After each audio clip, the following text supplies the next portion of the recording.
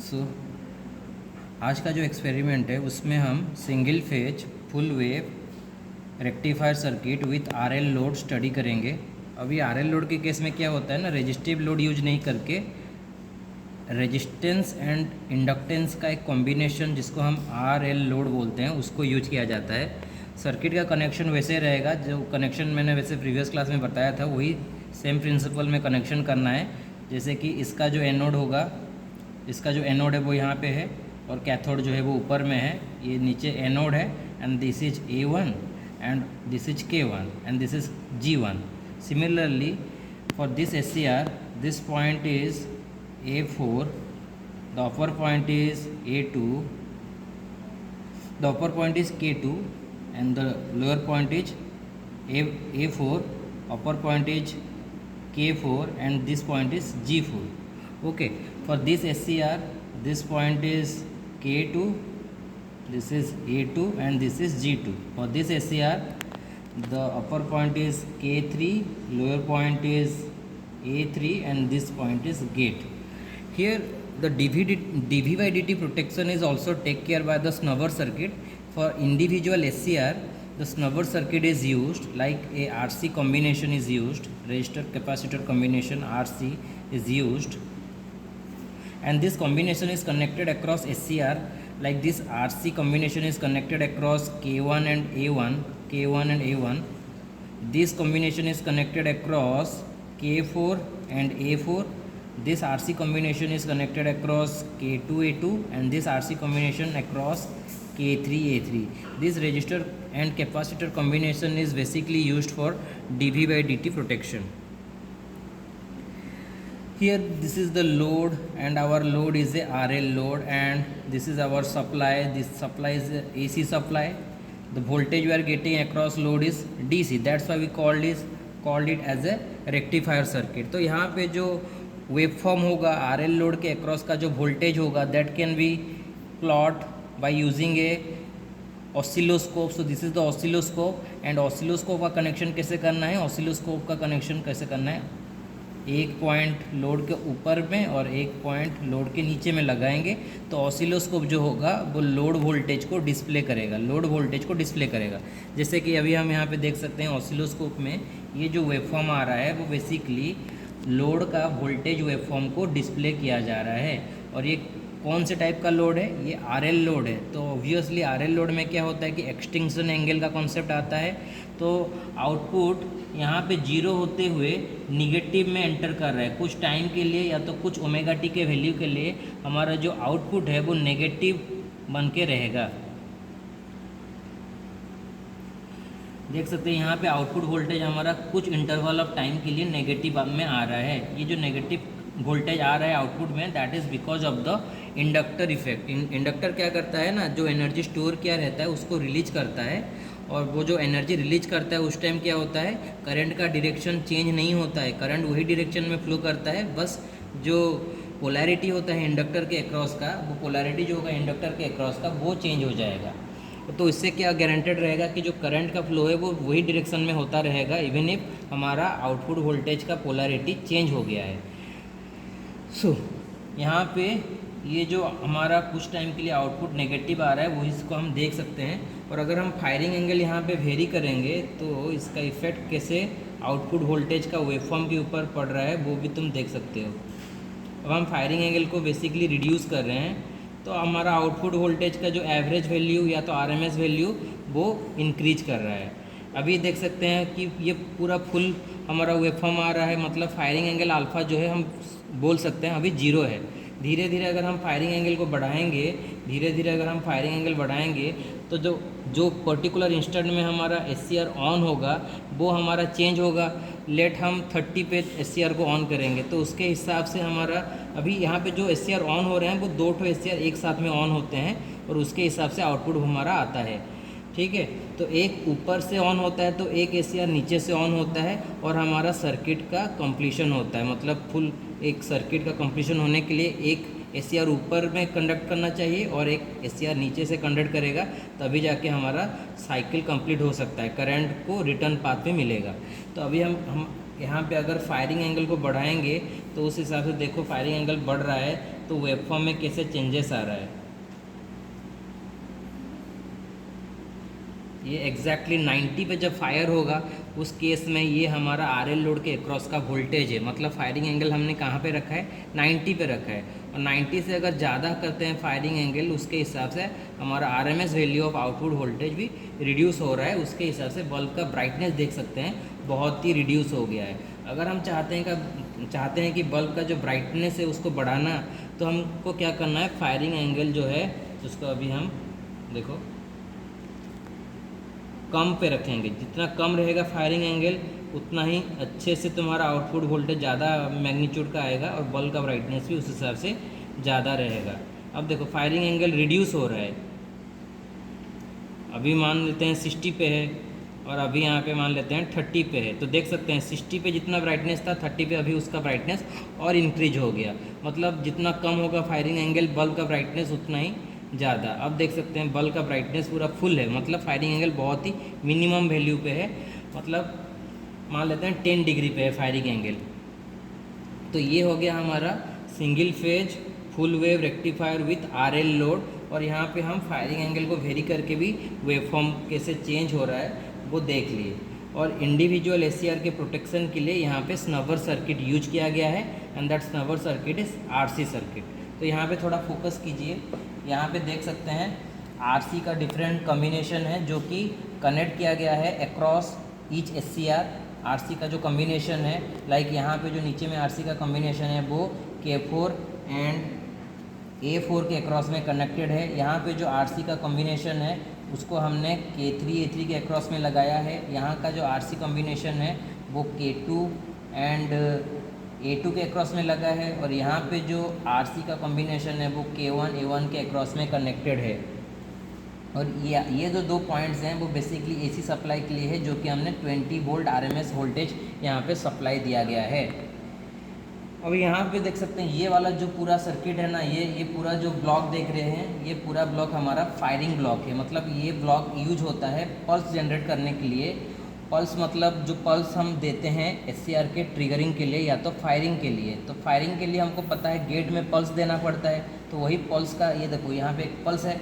ये जो पल्स का जनरेशन है वो बेसिकली ये सर्किट से होता है, पल्स का जनरेशन। तो पल्स जनरेटर सर्किट को ध्यान से देखेंगे तो यहाँ पे देखेंगे zero crossing detector circuit, ramp generator circuit, मतलब रैम्प सिग्नल एक जनरेट होगा, वो रैम्प सिग्नल एक रिफरेंस वोल्टेज के साथ कंपेयर होके ये हमारा पल्स जनरेट होगा।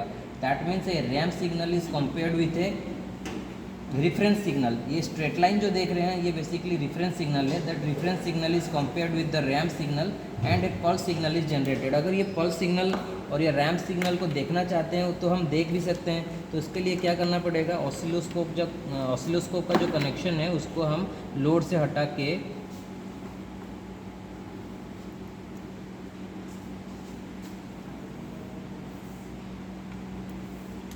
हटा दिए और इसका हम पॉइंट को कहाँ पे देखेंगे कनेक्ट करके, मान लेते हैं यहाँ पे देखते हैं। तो यहाँ पे कौन सा वेव है, यहाँ पे एक रैम्प सिग्नल है।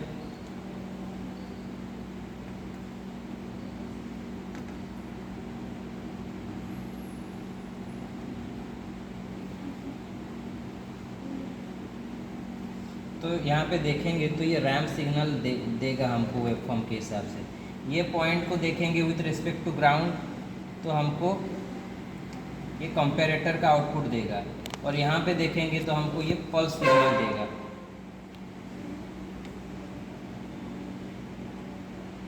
देख सकते हैं अभी वेवफॉर्म दिखा दो, वहाँ पे एक हमको पल्स सिग्नल यहाँ पे आउटपुट में मिल रहा है।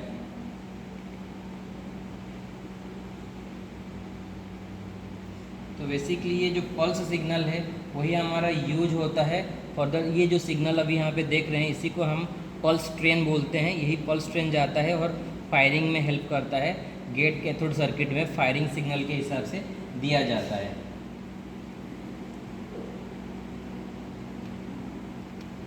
और अगर तुम सप्लाई के क्रॉस में वेवफॉर्म का देखना चाहते हो तो मैं यहाँ पे सप्लाई के क्रॉस में देख रहा हूँ कि प्योर साइन वेव हमको दिख रहा है। वहाँ पे भी थोड़ा फोकस कर लो, देख सकते हैं ये जो वेवफॉर्म दिख रहा है ये अभी हमारा सप्लाई का वेवफॉर्म है जो कि 20 वोल्ट RMS का है। ओके, जिसका फ्रीक्वेंसी 50 हर्ट्ज के पास रहेगा। और यहाँ पे पिक टू पिक वोल्टेज देख सकते हैं 56 वोल्ट लिखा है, तो ये पिक टू पिक वोल्टेज होता है 56 वोल्ट। चैनल 1 पे हम देख रहे हैं पिक टू पिक वोल्टेज दिखा रहा था वो 56 वोल्ट। एंड पीरियड क्या है सिग्नल का 20 मिली सेकेंड जो है वो पीरियड है सिग्नल का। और मीन वैल्यू कितना आ रहा है 400 मिली वोल्ट, वो उसका मीन वोल्टेज है। अभी अगर हम पल्स देखना चाहते हैं तो G1 K1 के क्रॉस में कनेक्ट करेंगे, तो G1 K1 के क्रॉस में कनेक्ट करने से हमको क्या मिलेगा, पल्स दिखाई देगा, पल्स सिग्नल का वेवफॉर्म दिखाई देगा।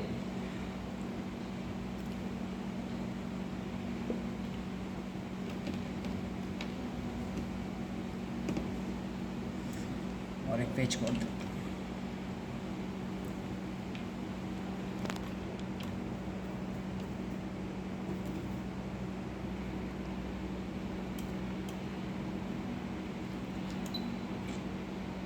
देख सकते हैं यहाँ पे सेम सिग्नल जनरेट हो रहा है। जीरो क्रॉसिंग डिटेक्टर का सिग्नल यहाँ पे जनरेट हो रहा है और यहाँ पे दिखाई दे रहा था। ठीक है, ये जो सिग्नल है इसको मार्क किया जाए। अभी ये सिग्नल एक रेफरेंस सिग्नल के साथ कंपेयर्ड होगा, एक रेफरेंस सिग्नल के साथ कंपेयर्ड होगा और तभी जाके हमको यहाँ का आउटपुट मिलेगा। देख सकते हैं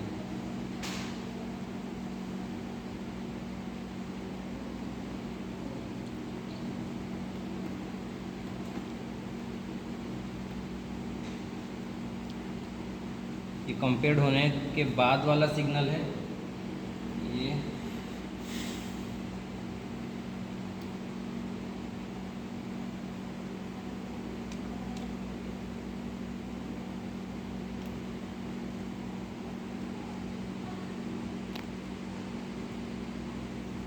देख सकते हैं ये वाला वेवफॉर्म अभी देख लिए, ये हमारा रैंप जनरेटर का आउटपुट है और कंपैरेटर के बाद जो सिग्नल मिल रहा है that is pulse signal. This pulse train signal is actually used for firing circuit. तो बेसिकली तुमको यहाँ से क्या समझ में आया कि कैसे करके आउटपुट वोल्टेज का वेवफॉर्म देखना है।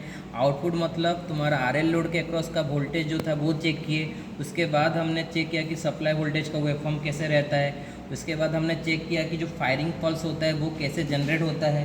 वो फायरिंग पल्स जनरेट करने के लिए हमारे पास कौन से सर्किट होते हैं, रैंप जनरेटर का एक सर्किट रहता है एंड एक बेसिक कंपैरेटर का सर्किट रहता है। उनका भी वेवफॉर्म हमने चेक किया कि एक रैंप सिग्नल होता है जो कि एक रेफरेंस डीसी सिग्नल के साथ कंपेयर्ड होता है और उसके बाद ये हमको पल्स ट्रेन का सिग्नल मिलता है। और अगर तुम थायरिस्टर्स के अक्रॉस का वोल्टेज चेक करना चाहते हो तो तुमको बेसिकली थायरिस्टर के अक्रॉस में कनेक्ट करना पड़ेगा तुम्हारा ऑसिलोस्कोप को, तो वो भी करके देख लेते हैं।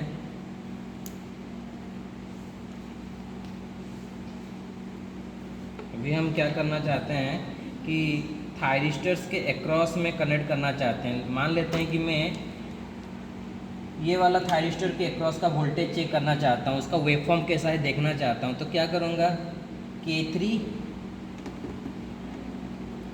एंड A3 और एक पैच कोड यहाँ पे हमारा A3 पॉइंट है और ऊपर में K3 वाला पॉइंट है। तो ये दो पॉइंट्स हमारे किसके अक्रॉस में है, हमारे SCR3 के अक्रॉस का है। मतलब ऊपर में K3 पॉइंट है और नीचे में A3 पॉइंट है। तो मैं अगर यहाँ पे ऑसिलोस्कोप को कनेक्ट करता हूँ तो जो वेवफॉर्म आएगा वो बेसिकली हमको वोल्टेज का वेवफॉर्म देगा।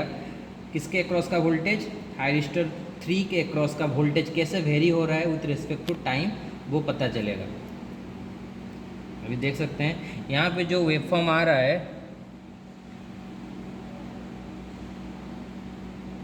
यहाँ पे जो वेवफॉर्म आ रहा है वो थायरिस्टर 3 के अक्रॉस का वोल्टेज है। सिमिलरली अगर तुम किसी दूसरे थायरिस्टर के अक्रॉस का वोल्टेज चेक करना चाहो, you can check it by connecting oscilloscope terminal across that SCR। अगर तुमको गेट पल्स के वेवफॉर्म को प्लॉट करना है या तो देखना है तो हमारे पास 4 तो गेट पल्सेस हैं जानते हो।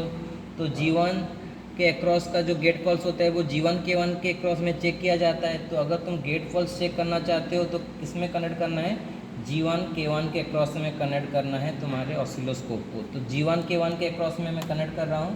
ये मेरा G1 वाला पॉइंट है और ऊपर में मेरा K1 वाला पॉइंट यहाँ पे है। तो अभी जो वेवफॉर्म आएगा that is actually your gate pulse, जो कि तुम्हारा SCR1 के लिए है। This is the gate pulse जो कि SCR1 के लिए है।